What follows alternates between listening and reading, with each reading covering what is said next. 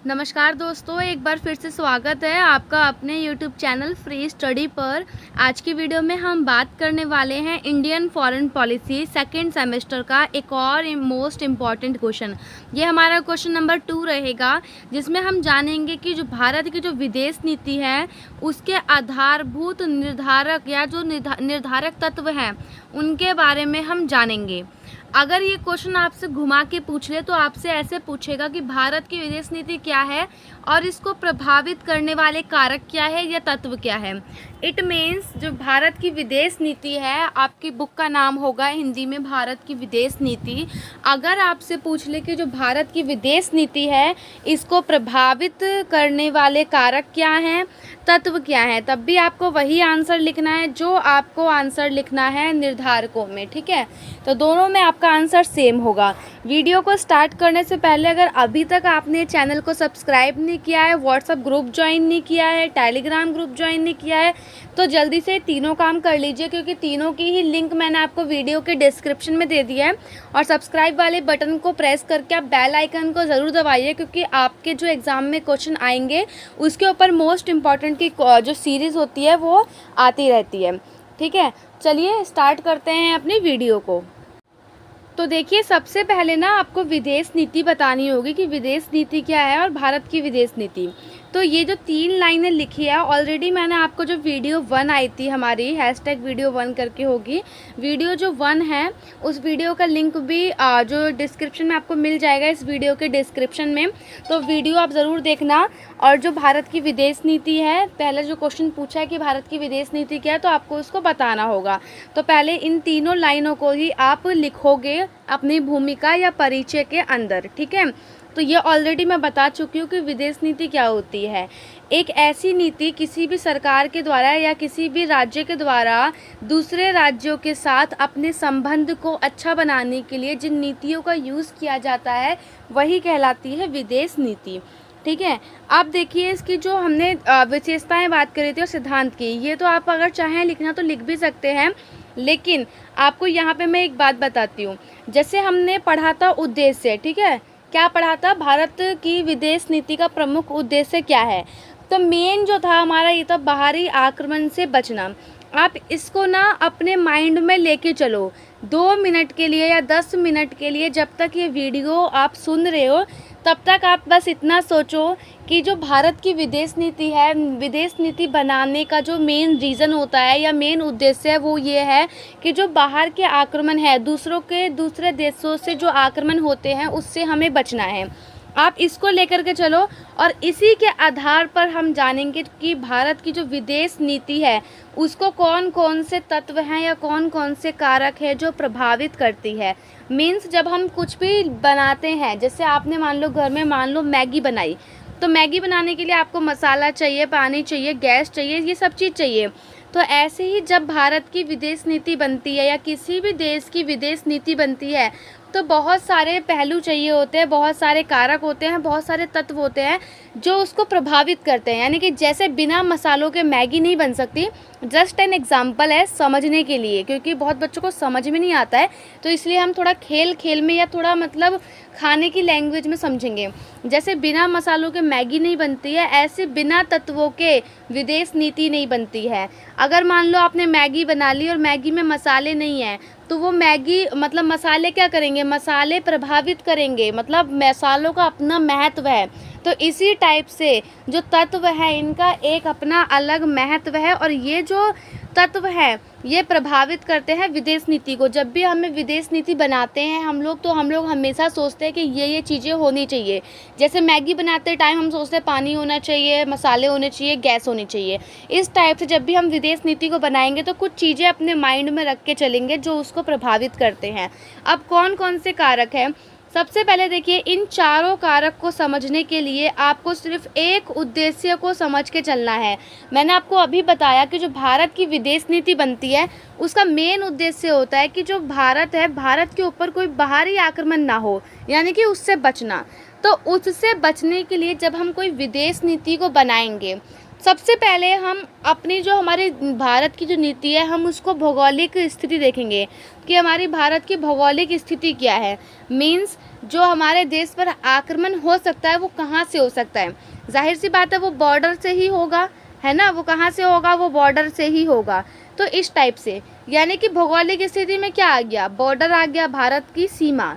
तो आपको सीमा को लिंक करते हुए ही बताना है कि जब भी भारत की विदेश नीति बनती है तो उसको प्रभावित करने वाला कारक होता है भौगोलिक तत्व, जिसके अंतर्गत हम भारत की सीमा को देखते हैं। और ये मतलब एक उदाहरण के उससे लिखना है कि चलिए हम उदाहरण से समझते हैं। जैसे हमारा क्या मेन मोटिव है, क्या उद्देश्य है। जब भी हमारी नीति बनती है तो नीति का मेन उद्देश्य होता है जो बाहरी आक्रमण को रोकना। और बाहरी आक्रमण को रोकने के लिए हमें सबसे पहले हमें स्टडी करनी होती है कि बाहरी आक्रमण कहाँ से हो सकता है। मतलब इंडिया की भौगोलिक स्थिति, क्या वो समुद्री से हो सकता है, समुद्री आक्रमण से हो सकता है, क्या वो दूसरे देशों से हो सकता है, मतलब स्थलीय सीमा से हो सकता है। तो ये सब चीज़ें जब हम देखते हैं, मीन्स हम भारत के भूगोल का वर्णन कर रहे हैं। तो ये हो गई भौगोलिक स्थिति। अब जब यहीं पर हम ये सोचते हैं कि भाई हमने इतिहास को माइंड में रखा कि जब हमारे देश में जब दूसरे लोग आए थे भारत पर कब्जा करने के लिए, जो ब्रिटेन के जो शासक थे या जो ब्रिटिश सरकार थी, वो कहाँ से आई थी, वो बेसिकली समुद्र के रास्ते से ही हमारे देश पर आई थी। और उन्होंने हम पे क्या किया था, हमारे ऊपर अपना कंट्रोल किया। पहले तो वो व्यापार करने के लिए आई, फिर उन्होंने हम पे कंट्रोल किया। तो वो कहाँ से आई थी, वो समुद्री क्षेत्रों से आई थी। कहाँ से आई थी, वो समुद्री क्षेत्रों से आई थी। ठीक है, तो फिर आप जो यहाँ पे बताओगे कि समुद्री क्षेत्रों से आई, ये हमें कैसे पता लगा, ये हमें इतिहास से पता लगा। तो फर्स्ट और फोर्थ पॉइंट क्लियर। एक ही बात से मैंने आपको दोनों समझाने की कोशिश की है। दोबारा बता देती हूँ, जब भी कोई विदेश की नीति बनती है तो उसका मेन मोटिव ये होता है, आपको इन चारों को समझने के लिए एक ही मोटिव ध्यान में रखना है कि हमें जो है ना सेफ रहना है, बचकर रहना है। ठीक है, यानी कि बाहरी आक्रमण से बचना है।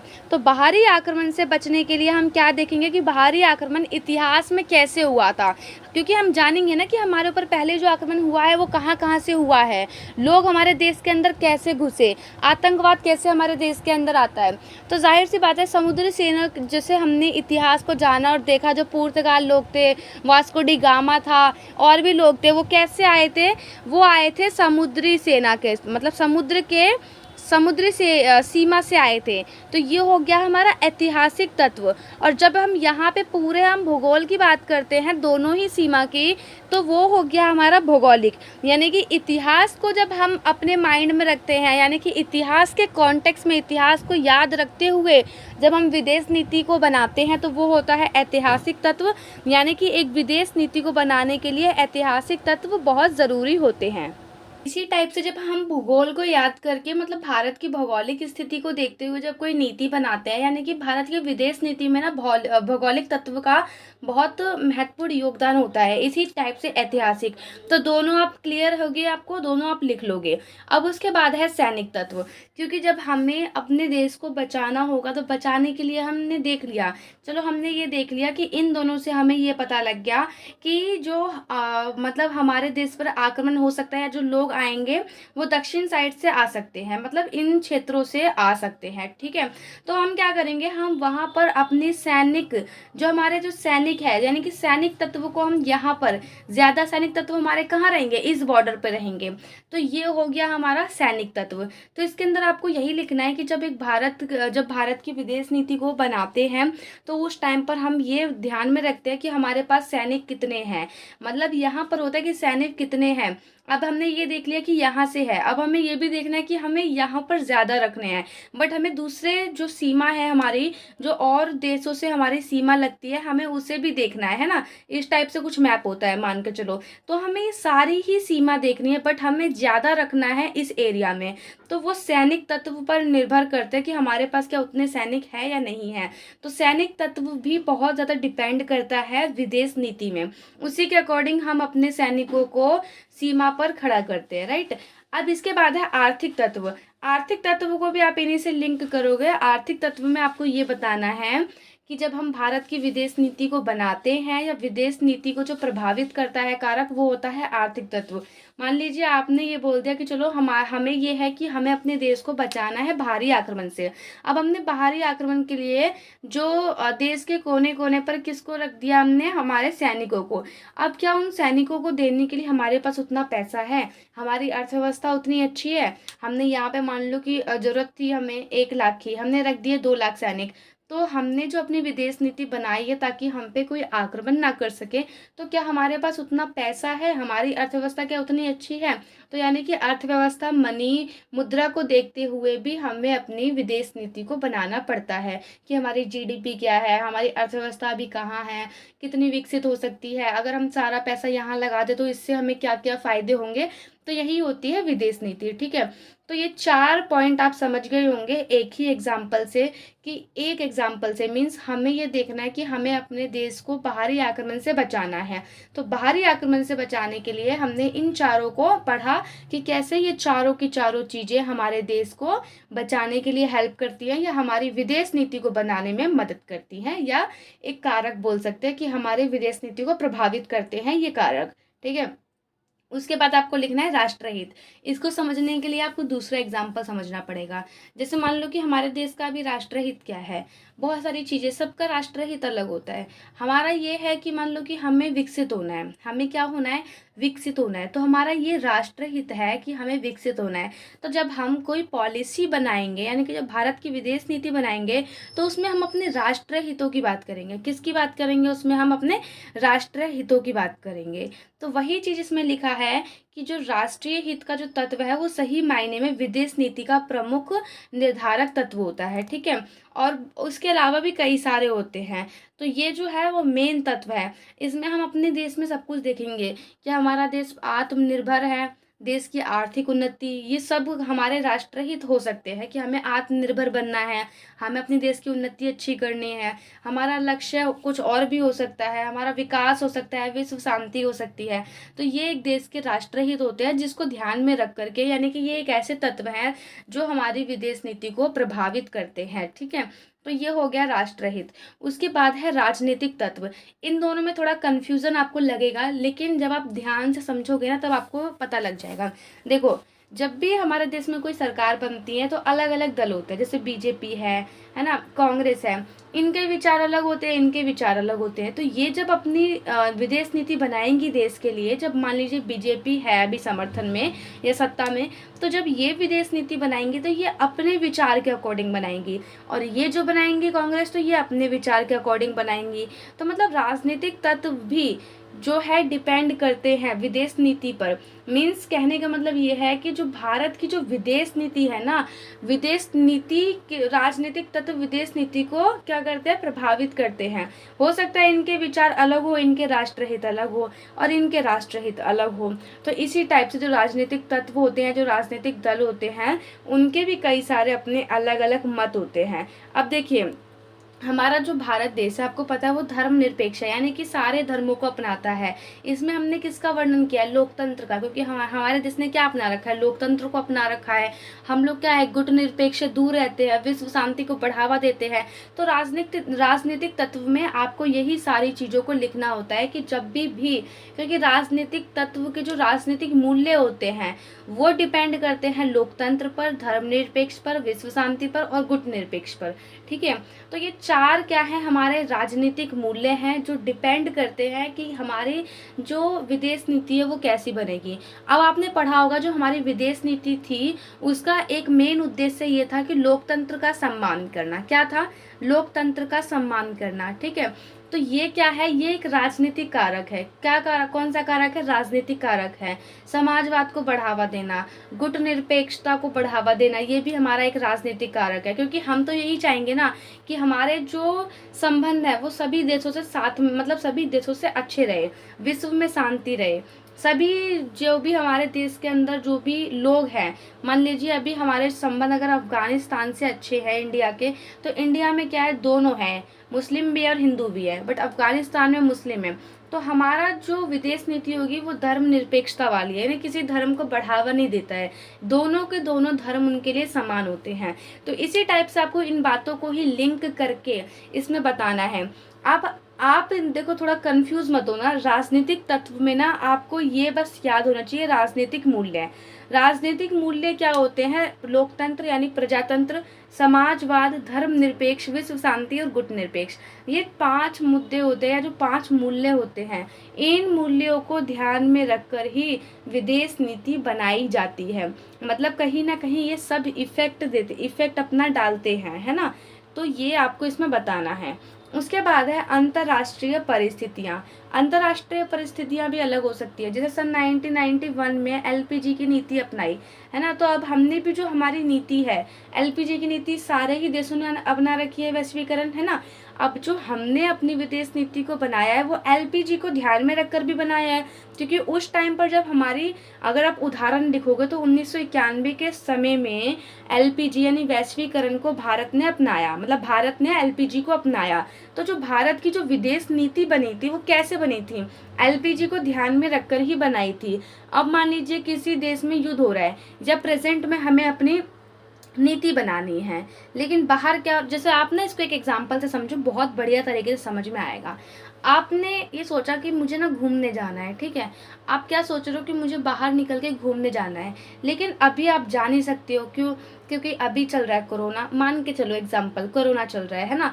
तो ये क्या है, ये आपको क्या करेगा, इफेक्ट करेगा कोरोना। तो ये क्या है, ये एक अंतर्राष्ट्रीय परिस्थिति है जो आपकी प्लानिंग में क्या कर रहा है, अपना इफेक्ट डाल रहा है। अब कोरोना के टाइम पे बाहर तो निकल नहीं सकते हैं, तो यानी कि आपको यही बातें थोड़ा सा घुमा के लिखनी है राजनीतिक के पॉइंट में, मीन्स अंतर्राष्ट्रीय परिस्थिति में, कि यदि विदेश नीति जब बनती है तो उस टाइम पर जो वर्तमान में जो अंतर्राष्ट्रीय स्तर पर जो परिस्थितियां हैं उसको ध्यान में रख करके बनाई जाती है। मान लीजिए अभी देशों में युद्ध हो रहा है, बहुत सारे देशों के बीच में युद्ध हो रहा है। अब इस टाइम पर जो हमारी वो बनेगी विदेश नीति, तो वो इन सबको ध्यान में रखकर ही बनेगी। इसमें भी कुछ चीज़ें इंपॉर्टेंट है, जैसे कि उपनिवेशवाद, साम्राज्यवाद, रंग भेद, जातिवाद। यानी कि जब हमारी विदेश नीति बनती है तो इन सबको ध्यान में रखकर ही बनती है। ऐसी स्थिति में जो राष्ट्र होते हैं, राष्ट्रीय हितों की पूर्ति के लिए आवश्यक हो जाता है कि विदेश नीति का निर्माण अंतर्राष्ट्रीय स्थिति को मद्देनजर रखकर किया जाए। वही बात है कि अभी अगर हम कोई नीति बना रहे हैं तो वो हम देख के चलेंगे कि इंटरनेशनल लेवल पर क्या चल रहा है। अभी जैसे मान लो कि आपको कहीं बाहर जाना है, गर्मी पड़ रही है, गर्मी में आपने सोच लिया कि मुझे जाना है कहीं बाहर घूमने, तो अब आप अपने घर से बाहर निकल कर भी देखोगे ना भाई कि मौसम क्या है, कैसा है, जाने लायक है या नहीं है। तो इस टाइप से तो ये बाहर का जो वातावरण है ये आपको इफेक्ट कर रहा है। इसी टाइप से इंटरनेशनल लेवल की जो परिस्थितियाँ होती हैं वो इफ़ेक्ट करती हैं किसी भी देश की विदेश नीति में। तो जब भी कोई देश की विदेश नीति बनती है तो उस टाइम पर बहुत सारे तत्व होते हैं जो देखे जाते हैं, जो मैंने आपको बता दिया। आशा करती हूँ आपको समझ में आया होगा। इसके बाद निष्कर्ष है। निष्कर्ष आपको कुछ इस टाइप से लिखना है। शॉर्टकट में अगर आप समझोगे तो आप यहाँ पे शॉर्टकट में समझ सकते हो कि भौगोलिक स्थिति, जब भी हम कोई देश अपनी स्थिति वो बनाते हैं, नीति बनाते हैं, मीन्स विदेश नीति, तो हम अपनी भौगोलिक स्थिति को ध्यान में रखते हैं कि हमारा जो भारत राज्य है या भारत जो देश है वो कैसा है, कौन से क्षेत्र, मतलब पहाड़ी इलाका है, कौन सा समुद्री इलाका है, तो उसके अकॉर्डिंग ही हम अपनी विदेश नीति बनाते हैं। सैनिक तत्वों को ध्यान में रखते हैं, क्या हमारे पास उतने सैनिक हैं जितना हम सोच रहे हैं। उसके बाद है आर्थिक तत्व, क्या हमारे जितना हमने सोचा है कि हम अपनी विदेश नीति में इतना पैसा खर्च करेंगे, इन्वेस्टमेंट करेंगे, सैनिकों को लगाएंगे, तो क्या हमारे पास उतना पैसा है खर्च करने के लिए, ये चीज़ है। उसके बाद ऐतिहासिक तत्व, हम अपने इतिहास को देखते हुए जो भी हमारे संग कुछ एक्सपीरियंस हमें होता है, जैसे आपको पता है जब भी वोटिंग के जो रिजल्ट आते हैं तो हमने देखा है कि पूर्वानुमान लगाया जाता है, कैसे, पिछले चुनाव के अकॉर्डिंग। तो वही चीज़ है, जब भी हम कोई अपनी वो बनाते हैं विदेश नीति तो ऐतिहासिक तत्व भी उस पर देखे जाते हैं। सबसे मेन है राष्ट्रहित। राष्ट्रहित, हमारे देश का मेन राष्ट्रहित क्या है उसी को देख करके हम अपनी विदेश नीति बनाते हैं।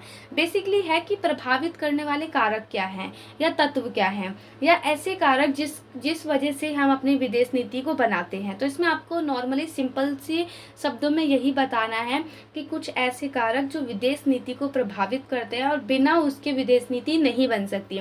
जैसे बिना मसालों के मैगी नहीं बन सकती है, सेम ऐसे ही कुछ ऐसे कारक हैं जिसको ध्यान में अगर हम नहीं रखेंगे तो हम अपनी विदेश नीति को सही और सटीक तरीके से नहीं बना सकते हैं, है ना।